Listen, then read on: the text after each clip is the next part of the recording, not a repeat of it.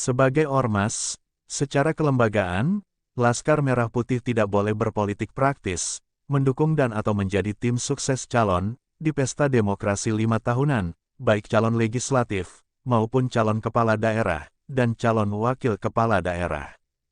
Terkecuali, jika yang maju sebagai calon, baik itu calon legislatif, maupun calon kepala daerah, dan calon wakil kepala daerah, adalah keluarga besar atau kader, secara kelembagaan, seluruh keluarga besar Laskar Merah Putih, dari seluruh tingkatan kepengurusan, wajib mengantarkan sampai ke tujuan. Demikian disampaikan Ketua Markas Daerah, atau Kamada, didampingi Sekretaris Daerah, atau Sekda, Laskar Merah Putih, Provinsi Bengkulu, Khairuddin MDK, dan Ardiansyah, di Sekretariat Laskar Merah Putih, di kawasan Kilometer 7, Jalan Pangeran Natadirja, Bengkulu, kepada seluruh jajaran Badan Pengurus Markas Cabang, Kabupaten dan Kota, Markas Anak Cabang Kecamatan, Pengurus Ranting Desa dan Kelurahan, seprovinsi Bengkulu. Yang dimaksud keluarga besar atau kader, adalah Dewan Pembina, Dewan Pakar, Dewan Penasehat, Dewan Kehormatan, Badan Pengurus Markas Besar, Markas Daerah Provinsi, Markas Cabang Kabupaten dan Kota, Markas Anak Cabang Kecamatan, dan Markas Ranting Desa atau Kelurahan, yang namanya tercantum dalam SK. Untuk itu, instruksi hanya diperuntukkan bagi pengurus dan kader, di internal organisasi.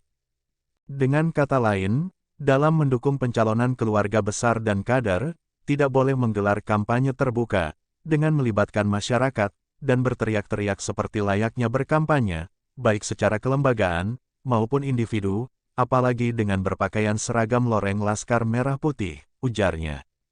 Menjawab pertanyaan, tentang kemungkinan ada pengurus, yang meminta atau mengajak keluarganya, untuk mendukung keluarga besar atau kader, yang maju sebagai calon legislatif, atau calon kepala daerah, dan calon wakil kepala daerah, menurut Khairuddin MDK, merupakan hak asasi individu pengurus, di internal keluarganya masing-masing, sepanjang tidak dilakukan secara terbuka. Disinggung tentang kemungkinan, ada kader atau pengurus, yang balelo mendukung calon lain, yang bukan keluarga besar atau kader, secara spontan, Khairuddin MDK, mengatakan, meski itu merupakan pengkhianatan terhadap kebersamaan, tetapi hak asasinya sebagai warga negara, tetap dihormati, sepanjang tidak mengatasnamakan Laskar Merah Putih, baik sebagai pengurus maupun anggota.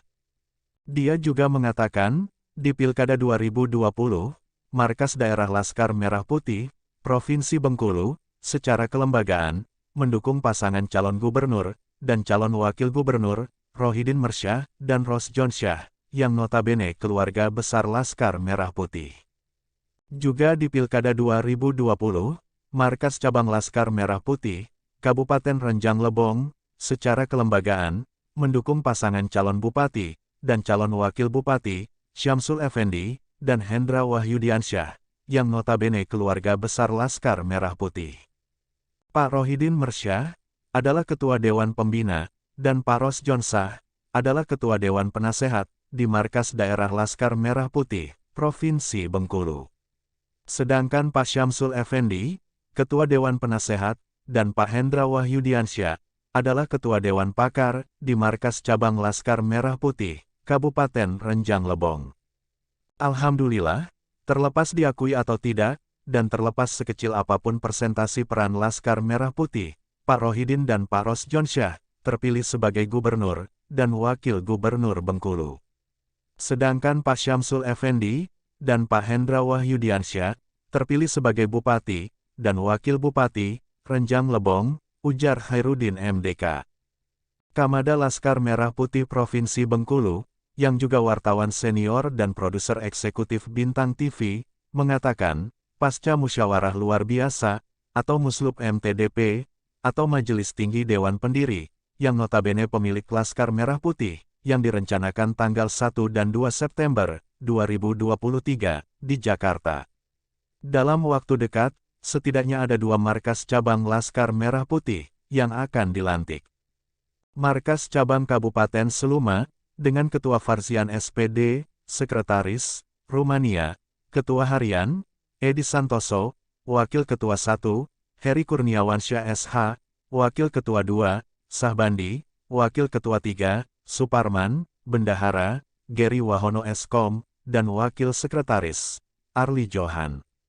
Dan Markas Cabang Kabupaten Renjang Lebong, yang tetap mempertahankan Ketua Lama, Setia Budi, Sekretaris, Tri Wahyu Ningsih. Tentang program kerja prioritas markas daerah, Laskar Merah Putih Provinsi Bengkulu, menurut dia, di setiap kabupaten dan kota, termasuk provinsi, setidaknya ada satu kader Laskar Merah Putih, yang masuk ke gedung legislatif, sebagai anggota DPRD. Masalah dari partai politik apa, bukan persoalan, silakan para kader melakukan pendekatan politik, di lapangan, karena sebagai ormas, Laskar Merah Putih, tidak mungkin mencalonkan kader, sebagai anggota DPRD.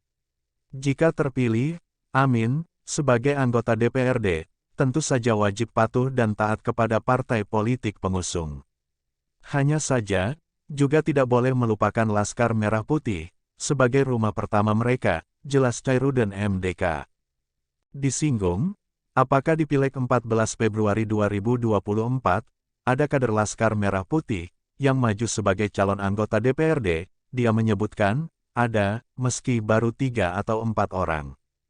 Mudah-mudahan, di Pileg 2029, sudah di setiap kabupaten, termasuk kota, serta di provinsi, ada kader kita yang maju, dari partai politik manapun, yang berkenan menerima mereka, tambahnya. Sementara di Pilkada Serentak, 27 September 2024, apakah di Provinsi Bengkulu, termasuk di 9 kabupaten, dan 1 kota, sudah ada figur keluarga besar, atau figur kader Laskar Merah Putih, yang diyakini maju ke gelanggang pesta demokrasi, baik calon gubernur dan calon wakil gubernur, calon bupati dan calon wakil bupati, maupun calon wali kota dan calon wakil wali kota. Khairuddin MDK menyebutkan, baru akan dibicarakan dengan pengurus markas daerah provinsi, termasuk para ketua markas cabang kabupaten dan kota, pasca musyawarah luar biasa, atau musluk Majelis Tinggi Dewan Pendiri, pada 1 dan 2 Oktober 2023, di Jakarta. Pada bagian akhir pernyataan, Khairuddin MDK mengingatkan jajaran pengurus seluruh tingkatan seprovinsi Bengkulu, untuk jangan menjadikan Ormas Laskar Merah Putih sebagai alat kepentingan pribadi. Ingat, Ormas Laskar Merah Putih bukan ormas kaleng-kaleng.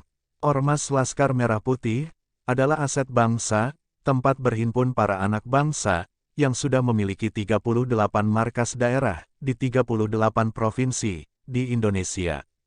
400 lebih markas cabang, kabupaten dan kota, di seluruh Indonesia, jelas Khairuddin MDK. Dari Studio Bintang TV Bengkulu, Anugrah Halilintar dan Rizky Putra Utama, serta juru kamera Marco Melandri melapor. Kami Laskar Merah Putih, siap berkorban jiwa raga.